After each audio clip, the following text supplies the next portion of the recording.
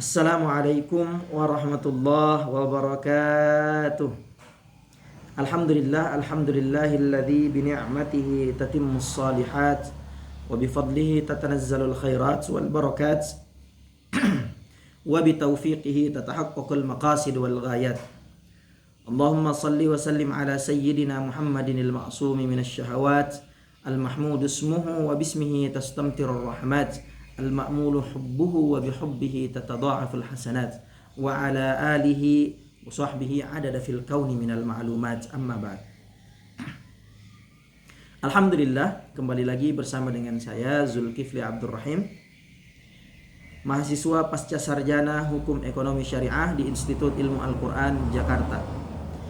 Dan masih bersama dengan kami di konten tentang tafsir ayat-ayat muamalah dalam rangka melengkapi tugas presentasi di mata kuliah ini. Dan kami ucapkan terima kasih banyak kepada dosen kami, guru kami, kiai kami, Bapak Dr. Muhammad Sofyan Jauhari, matta'anallah bituli umrihi, karena beliaulah yang mendorong kami sehingga konten ini dapat kami tayangkan, dan semoga konten ini dapat memberikan manfaat terutama kepada pembicara dan kepada pemirsa dimanapun Anda berada. Pemirsa yang tentunya dirahmati oleh Allah Subhanahu wa Ta'ala, dalam konten kali ini kita akan membahas lebih daripada satu judul, lebih daripada satu pembahasan, yaitu tentang hibah, tentang waris, dan tentang wasiat.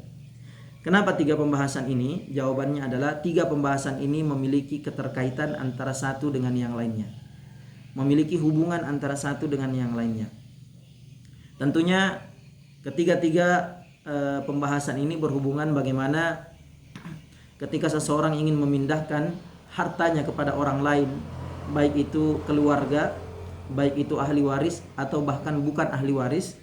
Tentunya Islam juga hadir dalam memberikan pedoman-pedoman agar dapat tercapai sebuah kemaslahatan di dalam kehidupan.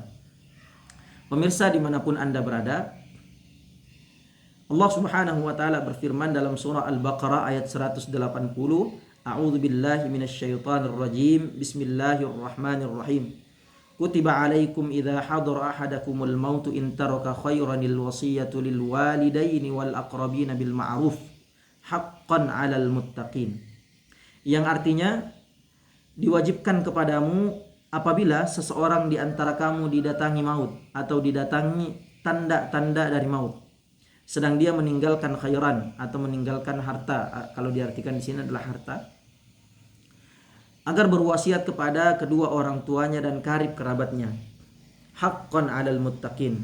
Sungguh itu adalah kewajiban bagi orang-orang yang bertakwa.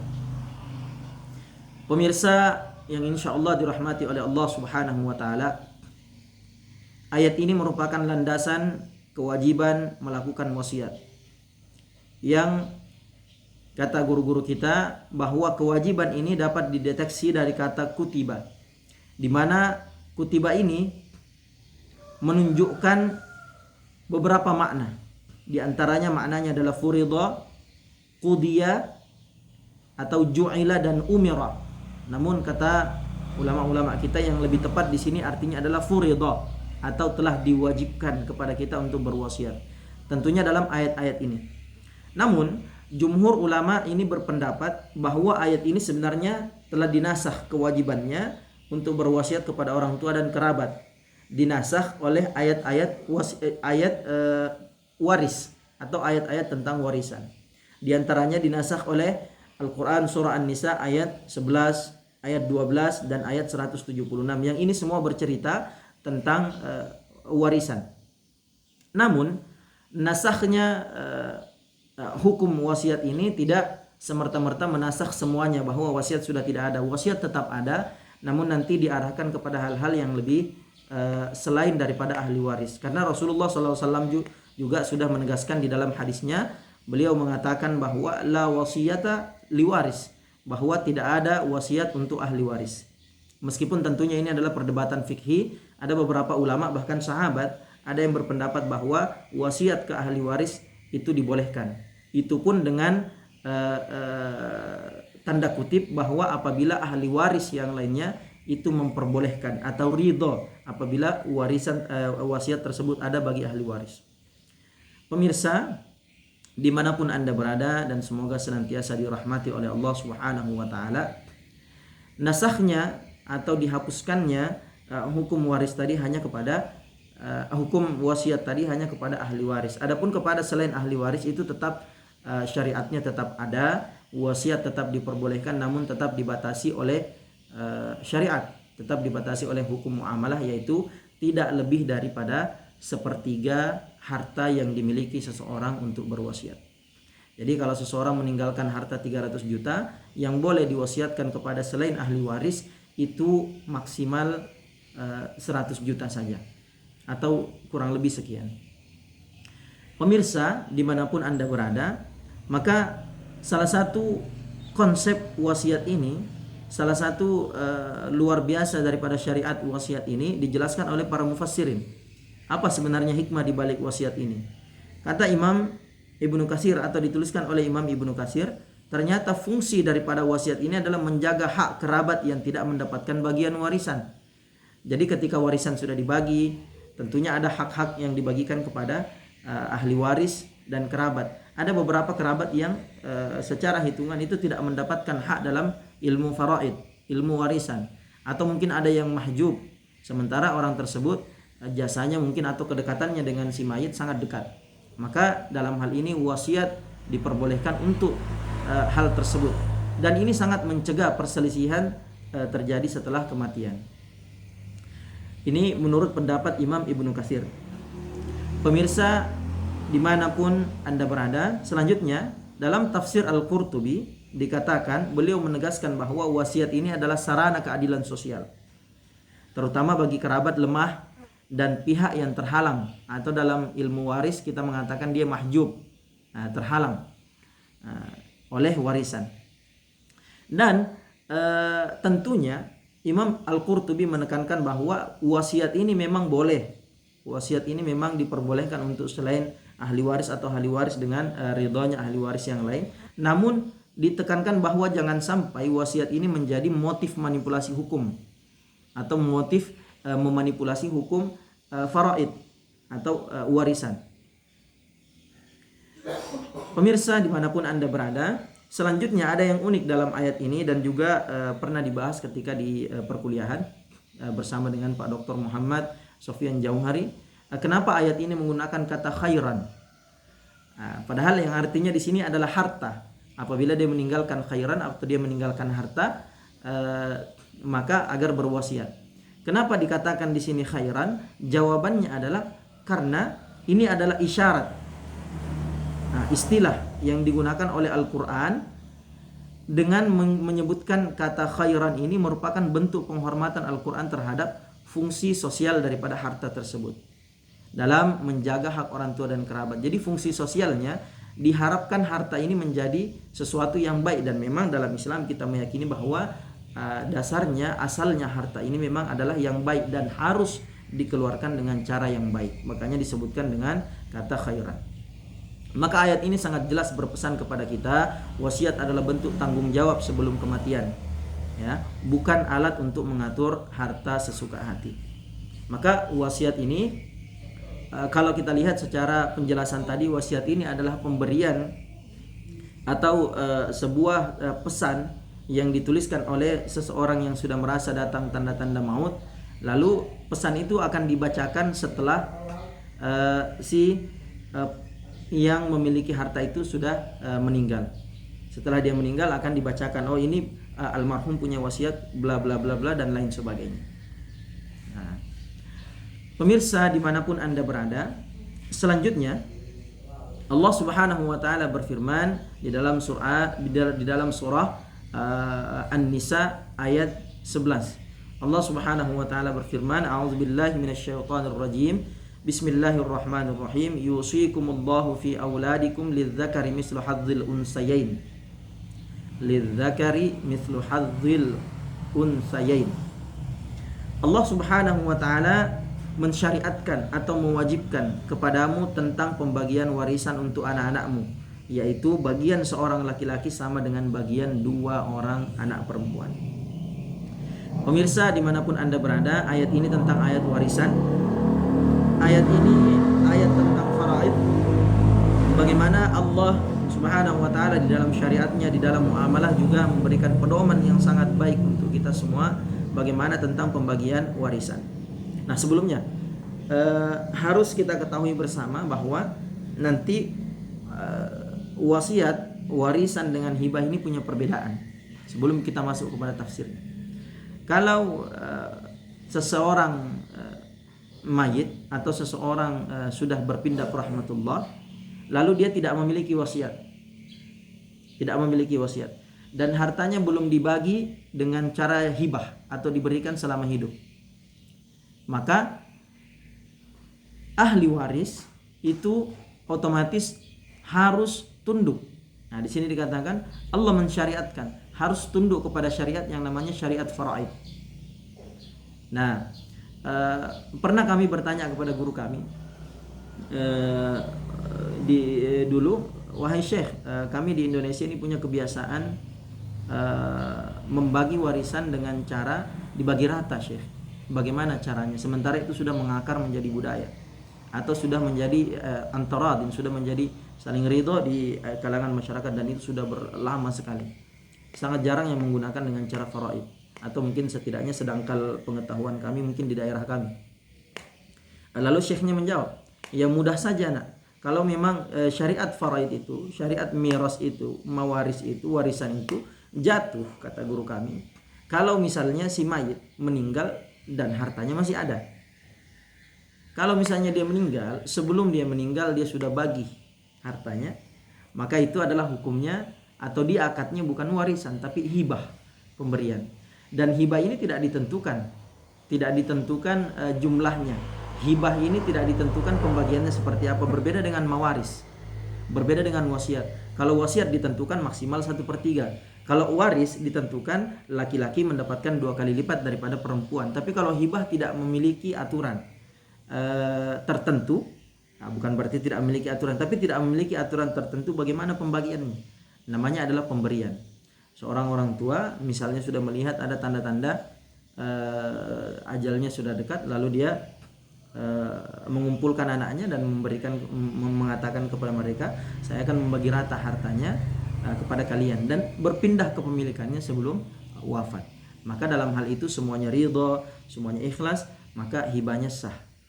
Nah, berbeda kalau misalnya belum ada hibah sebelum wafat, belum ada wasiat, dan ketika wafat dilihat tidak ada wasiat, maka otomatis tunduk kepada syariat Allah, kata guru-guru kami. Nah, seperti itu, dan itu boleh. Hanya sedikit punya permasalahan. Permasalahannya adalah ketika seseorang melihat, oh saya ingin membagikan harta sebelum wafat misalnya, saya ingin membagikannya dengan cara wasiat. Kata guru-guru kami, permasalahannya adalah siapa yang menjamin bahwa setelah si ayah ini membagikan harta kepada anak-anaknya dengan cara hibah, dengan cara rata, siapa yang menjamin umurnya lebih panjang daripada anaknya? Nah, makanya hal ini juga tentunya memiliki sedikit kekurangan, karena apabila telah dibagi ternyata qadarullah misalnya anak-anaknya lebih duluan wafat dan orang tuanya panjang umur, sementara harta ini sudah dibagi kepada anak-anaknya dan ternyata orang tuanya masih panjang umur dengan keadaan sudah dibagi-bagikan hartanya. Maka tentunya ini kembali kepada pemirsa dimanapun Anda berada yang dirahmati oleh Allah Subhanahu wa taala, bagaimana kita memandang dan melihat kemaslahatan yang paling besar yang mana. Pemirsa dimanapun Anda berada, mengenai ayat warisan ini, asbabun nuzulnya adalah pada zaman Rasulullah SAW masih hidup, ada seorang sahabat yaitu istri Sa'ad bin Rabi'. Itu datang kepada Rasulullah SAW mengadu, ya Rasulullah SAW, ini 2 anak perempuan, ini anaknya Sa'ad bin Rabi'. Lalu Sa'ad bin Rabi' itu ikut berperang di perang Uhud ya Rasulullah dan gugur, syahid. Ya Rasulullah, seluruh hartanya itu diambil oleh pamannya dan tidak ada yang disisakan untuk anaknya. Lalu Rasulullah SAW menjawab, berkata, Allah akan memberikan hukumnya. Lalu turunlah ayat ini, lalu turunlah ayat tentang warisan ini. Imam At-Tabari menjelaskan bahwa penggunaan kata yusikumullah itu menunjukkan bahwa pembagian waris adalah ketetapan langsung dari Allah Subhanahu wa taala, tidak bisa dinego, bukan hasil ijtihad manusia. Oleh karena itu manusia tidak berhak mengubah-ubah atau menambah-nambah, mengurang-urangi daripada hal-hal yang sudah ditentukan oleh Allah Subhanahu wa taala. Ibnu Ashur di dalam tafsirnya menegaskan bahwa sistem waris Islam dibangun di atas prinsip keadilan. Nah, ini penting kita bahas. Dan sudah proporsional, bukan kesamaan mutlak. Jadi perlu kita pahami bahwa tidak semua adil itu harus sama. Tidak semua adil itu harus sama, tapi harus proporsional sesuai dengan porsinya. Artinya apa? Kalau kita punya anak laki-laki dan anak perempuan, atau kita punya anak satunya umur 12 tahun, satunya umur 4 tahun, tentunya uang jajannya berbeda.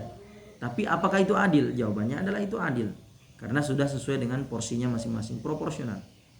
Perbedaan bagian warisan antara laki-laki dan perempuan bukan bentuk diskriminasi terhadap perempuan tentunya, melainkan berkaitan dengan tanggung jawab finansial yang berbeda. Laki-laki punya tanggung jawab finansial untuk menghidupi keluarganya, dan salah satu keluarganya termasuk istri, makanya istrinya nanti juga mendapatkan harta waris lebih setengahnya saja daripada laki-laki. Dia akan mendapatkan di suaminya nanti. Kurang lebih begitu penjelasan yang dijelaskan oleh guru-guru kita. Pesan ayat ini, hukum waris adalah hak Allah dan mentaati pembagiannya adalah bentuk ketaatan dan keimanan kita kepada Allah Subhanahu wa taala.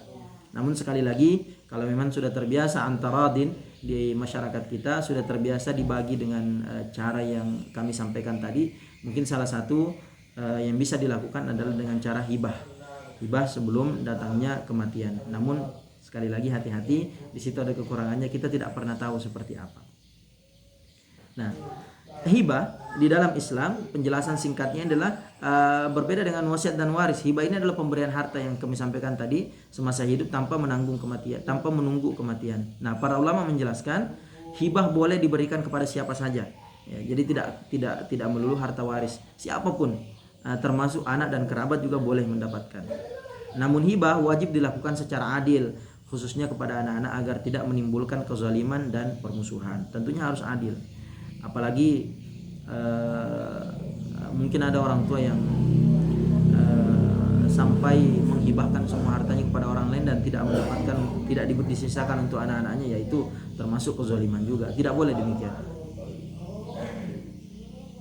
Nah, secara perbedaan yang paling singkat, nah kita tutup pembahasan ini dengan perbedaan paling singkat. Apa sih sebenarnya perbedaan antara wasiat, hibah dan waris?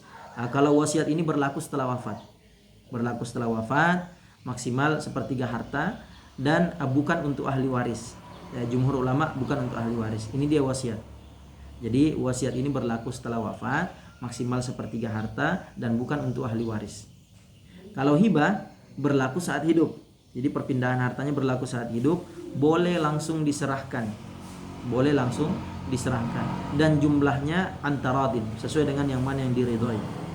Waris itu berlaku otomatis setelah wafat berdasarkan ketentuan Allah Subhanahu wa taala, ketentuan Al-Qur'an yang dituliskan, yang digariskan, yang ditetapkan oleh Allah Subhanahu wa taala. Dan Islam ini memisahkan ketiganya agar tidak tumpang tindih, agar keadilan dalam finansial ini sangat terjaga, tentunya agar juga tidak terjadi kezaliman di antara ahli waris, di antara orang tua kepada ahli waris, atau ahli waris dengan yang bukan ahli waris. Semuanya Allah Subhanahu wa taala memberikan kepada kita pedoman. Semoga kita termasuk orang-orang yang dapat mentaati pedoman ini, yang dapat mengimplementasikan pedoman ini, yang dapat melaksanakan pedoman ini.